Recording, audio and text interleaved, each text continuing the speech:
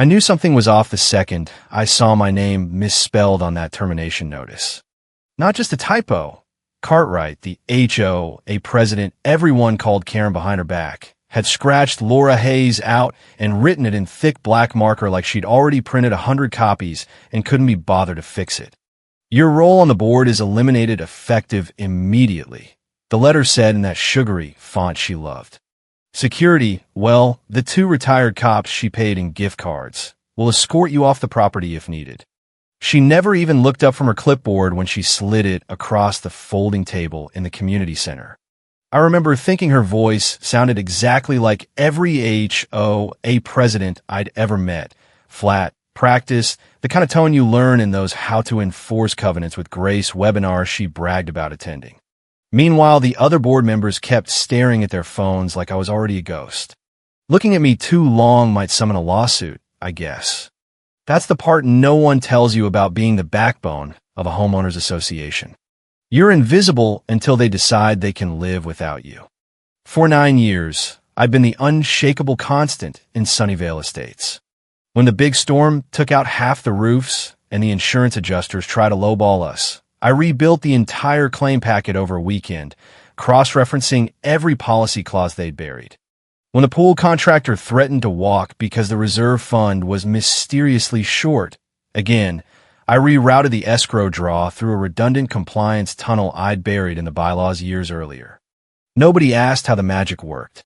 They just expected the grass to stay exactly 3 inches, the flags to fly at 45 degrees, and the monthly dues to flow like clockwork.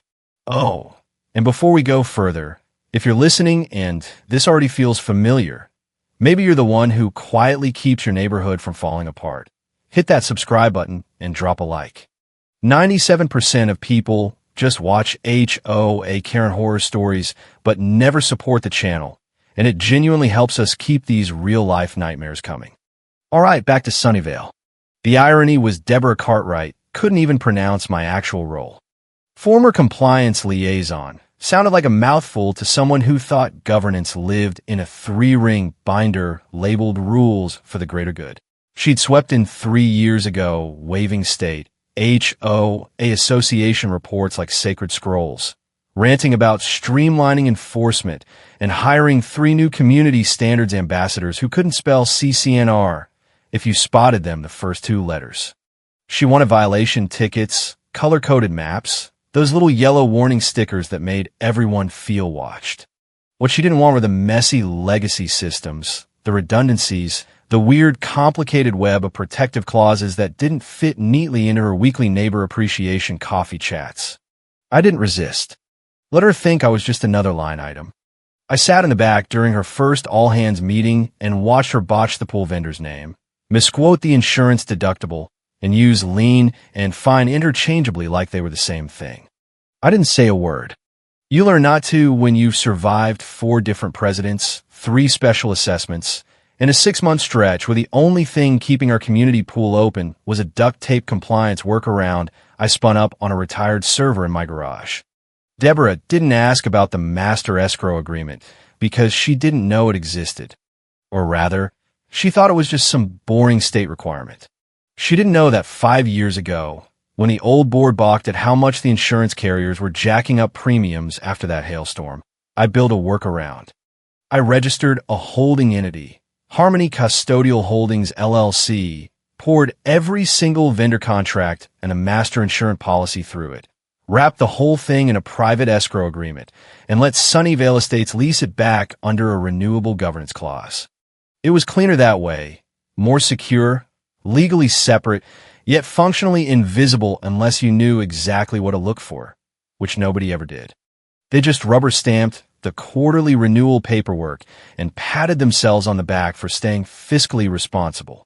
So when Deborah terminated me, when she checked that little board removal box without reading a single clause in the governing documents, she wasn't trimming fat. She was yanking the plug out of the wall. And the fuse had been buried so deep in legalese you'd need a week and a flashlight to find it. I didn't say a word in that meeting. Didn't fight it. Didn't panic. I just looked her dead in the eye, smiled like I was saying goodbye to a waiter who brought the wrong latte, and said, Let's make sure we do this properly. Then I stood up, turned, and walked past the two security guys waiting outside like I wasn't the one holding the kill switch to every single contract, insurance policy, and reserve fund they still thought they controlled. The community center's glass walls made everything colder. You could see the whole cul-de-sac from that room. Rows of identical beige houses, ring lights on porch cameras, flower beds someone forgot to edge. Deborah sat across from me with the kind of practiced attachment you only get from YouTube videos titled Delivering Bad News with HOA Authority. She folded her hands like she'd rehearsed the line in the mirror. "We're flattening the board structure, eliminating redundant legacy roles," she said. I didn't flinch. Redundant. She barely looked up from her color-coded violation log, just rotated her iPad toward me like she was showing me a pie chart of my own obsolescence. "Your responsibilities will be absorbed by our centralized standards team. It's a time zone advantage. Well, more efficient anyway." Then she tapped something on her screen. "Security will escort you out today. Standard exit protocol." That was the part that got me. Protocol. Like this was all clean and precise. She had no idea. Deborah thought I was a terminal node, easy to cut without killing the circuit. But I'd written the circuit. She had no idea that the compliance engine I built didn't just govern how our vendors talk to each other. It defined how Sunnyvale Estates talked to the outside world, how we passed state audits, how we renewed the master insurance that covered every single home, how we kept the $30 million community reserve fund from triggering automatic liens if anything went sideways. She didn't know what Schedule A was. She'd never had to, but I had. I wrote it. The first time was 6 years ago in the middle of a chaotic insurance migration when we almost lost our master policy because some VP forgot to check the carrier's renewal clause. I fixed it by building our own custodial controller, wrapped it under Harmony Custodial Holdings, quietly routed every handshake certificate through a cloud-based compliance vault. No big fanfare, just clean, reliable control. And then I filed a governance trigger clause. Section 4.7a. Any involuntary removal of a role directly tied to the custodial license structure as recorded in Schedule, it shall trigger a full stakeholder review within 48 hours. It passed quietly. No one read it, but I remembered. And I never updated the structure out of the holding entity. Every quarter, they just rubber-stamped the renewal because it said, "No material changes to contract." And Deborah, she was too new to know that when you remove the woman holding 61% of the custodial stakeholder vote, you don't just fire her, you light a fuse. That night, I poured myself a glass of bourbon, opened the archive drive I kept mirrored in cold storage, and pulled up the original governance charter. There was Schedule A. My name is lead signatory under Harmony Custodial Holdings. The IP hash ID, the core policy footprint, the signature chain, all of it, and the clause still active, still binding, and now activated. By noon the next day, I'd routed a digital notice through the official HOA communication portal. Trigger clause declared. Emergency board session required.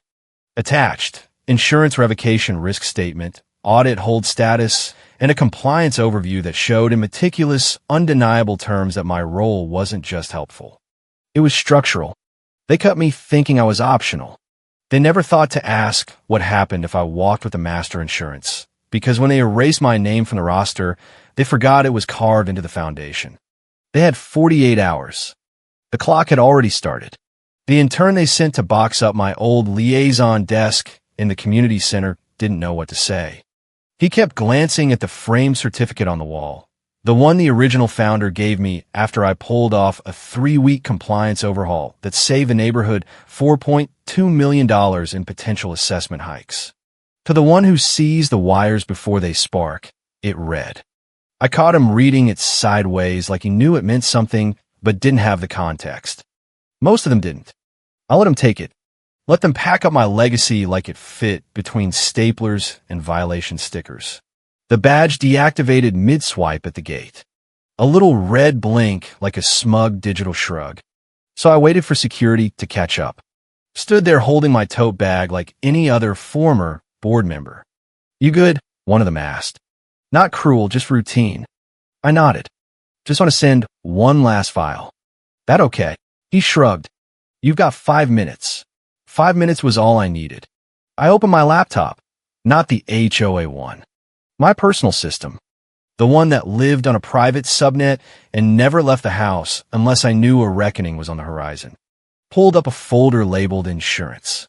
Inside, original escrow agreements, notarized operating docs for Harmony Custodial Holdings, and a digital twin of Schedule A signed, sealed, and 5 years old. I forwarded it to one address, legal.notices@sunnyvaleestates.org. Subject, Operational Governance Charter Triggered, notification attached. No explanation, no farewell message. Just the fuse delivered politely, precisely, and on the record. Then I shut the laptop, tucked it under my arm, and turned to the guard. We can go now. They walked me past my old desk like I was radioactive. Neighbors turned, pretending not to look. Some of the newer residents probably thought I'd been escorted out for cause. Maybe a flag height violation, a political sign left up too long, something juicy enough to whisper about in the next door app later. Let them think it.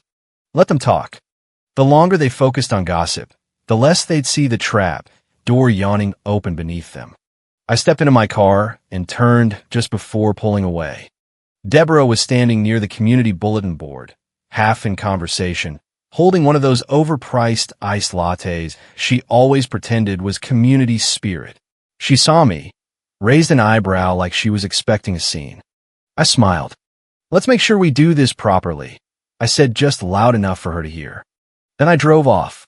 Letting them believe it was over wasn't just satisfying. It was strategic. You can't stop what you don't know is moving. And while they boxed my desk and deleted my portal access, the board countdown was already live. The operational fuse had been tripped. Schedule A was in motion. Compliance flags would trigger within the hour. Legal would need to review the clause. And someone would eventually ask the question no one in that room had the answer to: who the hell still controls the insurance? I didn't slam any doors. I didn't throw a fit. I just left the neighborhood like a woman done with small talk while the walls they thought were stable started quietly shifting under their feet. It hit around 7:13 the next morning. Quietly, of course, the way all real disasters begin, not with a siren, but a calendar alert. The HOA's insurance broker had run a routine cross-check prepping for the annual renewal when someone, probably the part-time admin, opened the custodial folder labeled Legacy Exceptions and noticed something weird. The master policy wasn't attributed to Sunnyvale Estates, not in the signature metadata, not in the control logs, not anywhere. The entity listed on the escrow certificate was Harmony Custodial Holdings, LLC. That's someone else. Me. At first, it was probably dismissed as an outdated placeholder. But then they opened the file trail, and the timestamps told a different story. Harmony had never lapsed.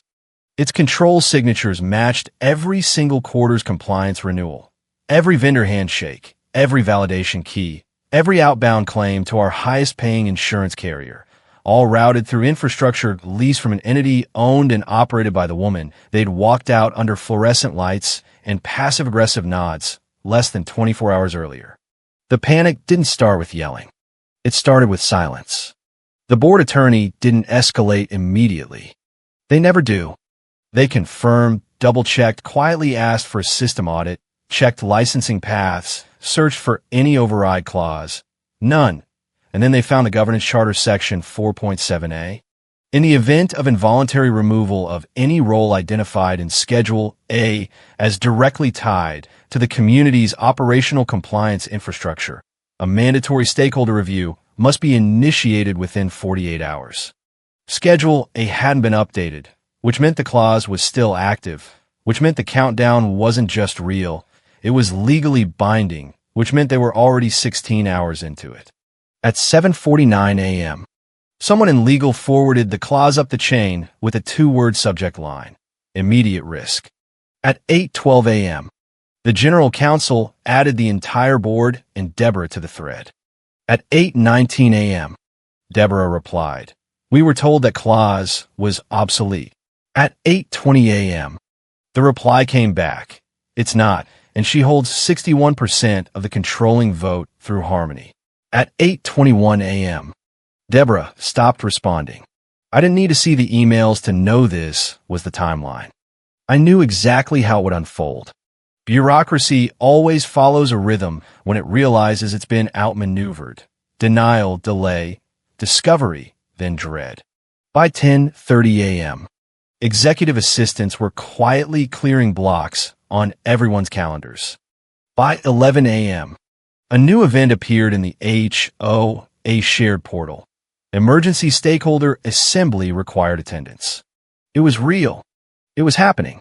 And for the first time, my name wasn't in the CC line as a courtesy. It was listed as the host. That's when the discomfort really began, not just for Deborah, but for the entire board tier that had smiled and nodded and let someone walk out the gate without asking what she actually controlled. They thought I was a footnote. But it turns out when you control the charter, the master insurance, and the quorum trigger, you're not a footnote. You're the author. And the chapter they just turned had my name on it in ink they can't erase. Deborah called 3 times before noon. I didn't answer. Her number was saved under salt packet in my phone, a joke I made during her first week when she proudly announced she was going to season the neighborhood with new energy. She left a voicemail that started stiff. Hey, I just wanted to check in, then slid awkwardly into bargaining. If you're open to a conversation, maybe we could discuss a consulting role. No hard feelings. I didn't have hard feelings. I had leverage. The board attorney emailed next, some polite flailing about ensuring proper documentation of transition tasks. Cute. They still thought this was about knowledge transfer. Then came legal seeking clarification regarding any active governance entitlements tied to your prior position. The email was timestamped 12:06 p.m. The emergency clause had already been active for over 28 hours by then. Too late. Everything they could have done to mitigate this had an expiration window, and it closed the second they walked me out without due process review. That was the brilliance of the clause. They couldn't unremove me without invalidating their own governance integrity. Trying to reverse it would call into question every other termination since charter ratification. They couldn't backpedal without unraveling the whole structure. And by now I wasn't asking for reentry. I'd already moved on. At 1:22 p.m., the invite dropped into every board member's calendar. All directors, legal, treasurer, even the outside counsel that advised on state filings. The subject line was dry and surgical. Emergency Stakeholder Assembly, Governance Compliance Trigger, CC&R Section 4.7a. The body had no preamble, just an agenda. Acknowledgement of active stakeholder quorum per Schedule A. Review of custodial authority and associated operational dependencies. Proposal for continuity structure and resolution framework. Temporary reassignment of decision rights for impacted systems. At the bottom, one name, host, Laura Hayes. Title, Majority Holder, Harmony Custodial Holdings, LLC. That's what I'd named the entity when I formed it. My grandmother's middle name was Laura. Hayes came from a poem my mother used to recite about the smallest bird carrying the longest song. No one at Sunnyvale Estates ever bothered to ask what it meant. They just approved the paperwork and pushed it through finance. Now Laura Hayes was the largest single voting authority in the room, and I was the only one holding that proxy. They had scrubbed my badge, my portal login, my email. But you can't delete a voting block from the charter. You can't unwrite control, and you can't host a board-level stakeholder meeting without the one person who now outranked the org chart entirely. The irony, all I had to do was check a box. RSVP, yes. Attendance confirmed. Because I wasn't walking back in as a compliance liaison. I was walking in as the majority stakeholder of the backbone they forgot to trace. And every policy, every contract, every reserve dollar they thought they owned was still humming on infrastructure that quietly belonged to me. They thought they'd hit bedrock, but they hadn't even found the bones. The deeper they dug into the custodial structure, the uglier it got, at least from their perspective. It wasn't just about the master insurance anymore. It never was. The moment legal pulled the certificate chain, they saw it. Harmony Custodial Holdings didn't just own the handshake rights to our internal compliance controller. It also held the escrow certificate for the entire security platform and the $30 million community reserve fund we'd been selling as bulletproof compliant since 2019. I remember setting that up. We were facing possible suspension from the state HOA registry because of an expired upstream policy. Everyone panicked. I didn't. I negotiated with the escrow authority directly, built an isolated compliance tunnel, and set the entire thing up under Harmony because no one else could guarantee separation of liability if the neighborhood were ever sued or audited. That structure saved us. And now it trapped them because terminating my role didn't just activate Section 4.7a. It triggered Clause 7.4 as well. Automatic licensing integrity review required upon any material disruption to the ownership, control, or oversight of licensed infrastructure or its designated custodians. Material disruption, designated custodian, me. And since no one redelegated control, since they never bothered to update Schedule A or submit a transfer of authority, the system treated the termination as an unauthorized structural breach. That meant every contract dependent on that platform was now technically out of compliance. Everyone, our highest tier insurance carrier, the ones with security thresholds and regulatory checks, they'd all require revalidation. Some of those audits took months. Some wouldn't wait a week. And at the very top of that list, the $30 million quarterly community reserve renewal that explicitly referenced compliant continuity of custodial platforms and key agents. Language I helped write. At 2:42 p.m., the compliance officer on our master policy flagged a red marker in the system, escalating the clause violation to legal and the entire board. The subject line was short, custodial certificate out of sync. Immediate action required. The PDF attached contained a screenshot, Harmony Custodial Holdings still listed as primary. My digital signature dated, encrypted, verifiable. Sunnyvale Estates' name was nowhere. They'd built everything on a foundation they didn't own. And now the earth was shaking. The irony? I wasn't blocking anything. I hadn't revoked access. I hadn't disabled a single function. All I'd done was quietly leave. But systems don't lie, and compliance doesn't care about your intentions. In the fine print, control doesn't look like shouting. It looks like the name on the certificate when state auditors ask who holds the keys. Deborah had spent weeks pairing efficiency metrics and cost rationalization. She used phrases like lean governance and scalable enforcement, but now she was staring down a legal briefing with words like indemnity and breach exposure and pending revocation. And none of those came with a toggle switch in her pretty violation dashboard. By evening, the board attorney had cleared her schedule. The full board had been looped into a new private thread, and it had quietly requested a copy of the last 3 years of custodial architecture logs. But none of it could be undone, because while they were tracing the wires backward, trying to find the source of power, all they kept finding was me. The message was only one sentence long.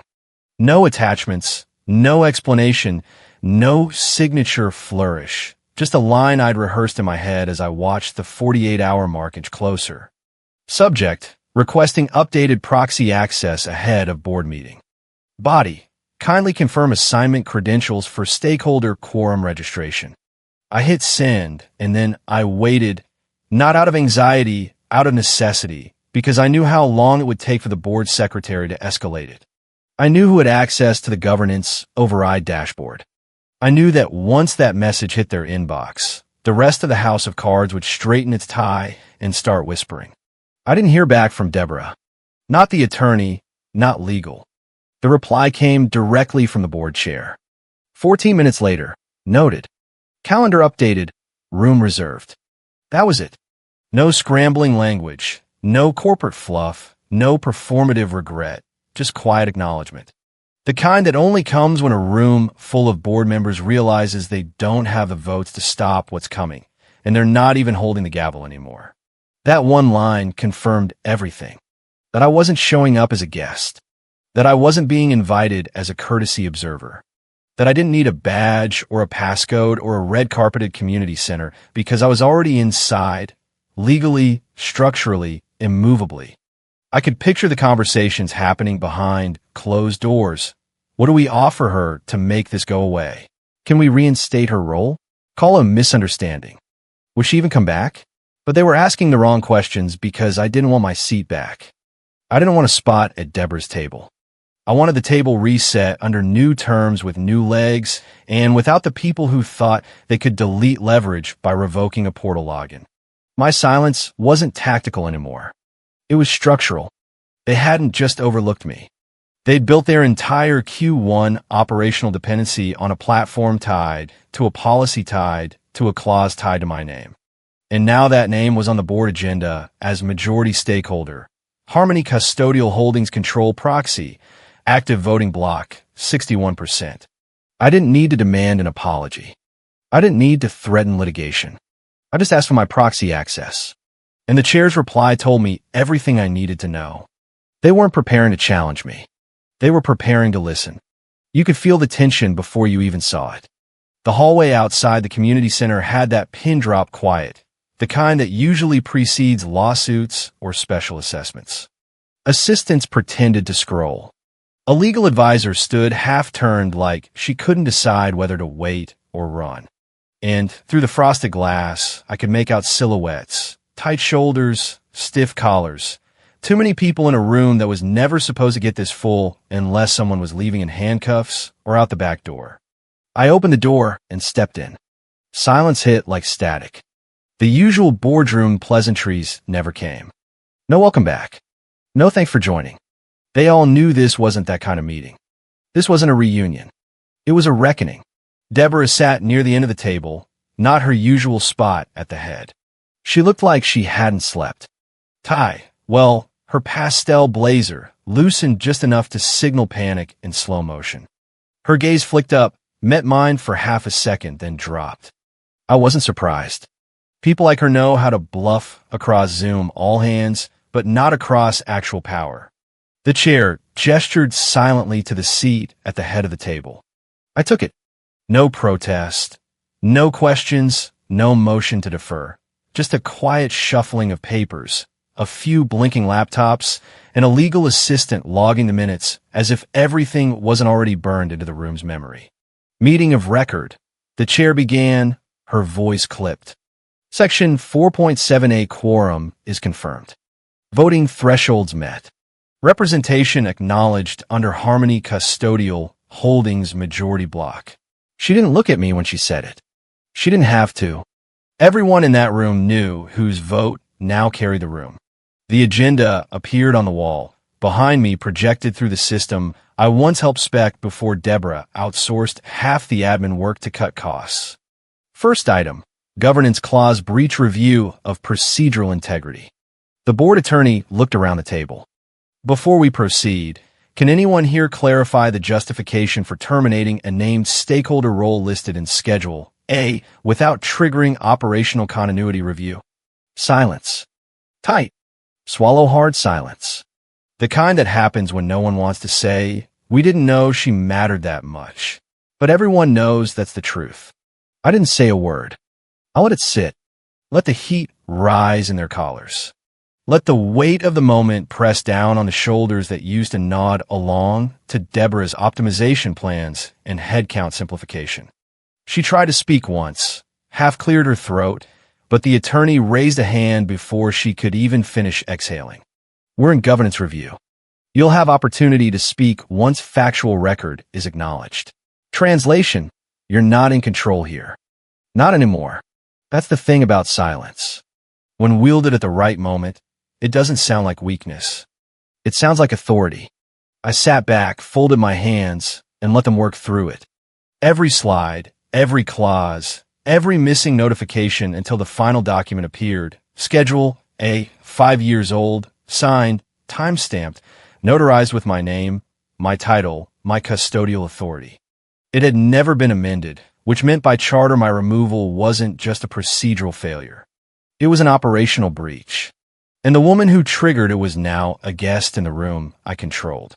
The reversal wasn't loud. It didn't need to be. Because once you sit at the head of the table, you don't raise your voice. You don't argue. You just look at the room that forgot you mattered and wait for them to remember. It landed like a paperweight, dry, factual, utterly damning. 3 weeks after the boardroom reckoning, Sunnyvale Estates state filing went live to the public. Tucked beneath earnings forecasts and sanitized language about strategic adjustments set the real headline. Statement on recent shift in board leadership and custodial control. No names, no finger-pointing, just a subtle acknowledgement that the structure had changed. Behind the scenes, it was more dramatic. My shares held quietly through Harmony remained untouched. Legally, they couldn't claw them back without risking homeowner litigation, and they knew it. So instead, they paid my severance in full, plus the quarterly retention bonus I'd technically triggered the day they terminated me. A formal letter followed, not from Deborah, from Chair. On behalf of Sunnyvale Estates Board, we regret the procedural oversight surrounding your recent exit.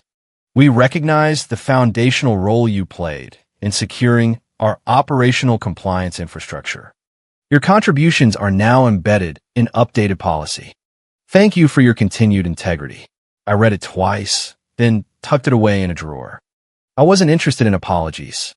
I was interested in precedent because now every termination at Sunnyvale Estates at any level touching custodial, compliance, or insurance systems requires a full clause review signed by legal, board liaison, and the operational risk officer, mandatory, documented, auditable.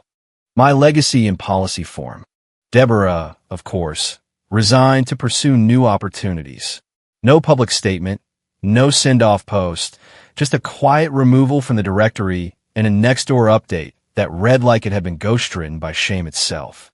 The people who used to crowd her group chats now left her name off recaps entirely. They didn't talk about me either, not openly. But in meeting minutes, my clauses were quoted. In new homeowner onboarding, my governance diagram was required reading.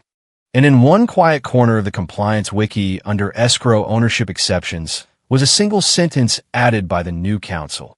Do not underestimate the strategic value of a name buried in an appendix.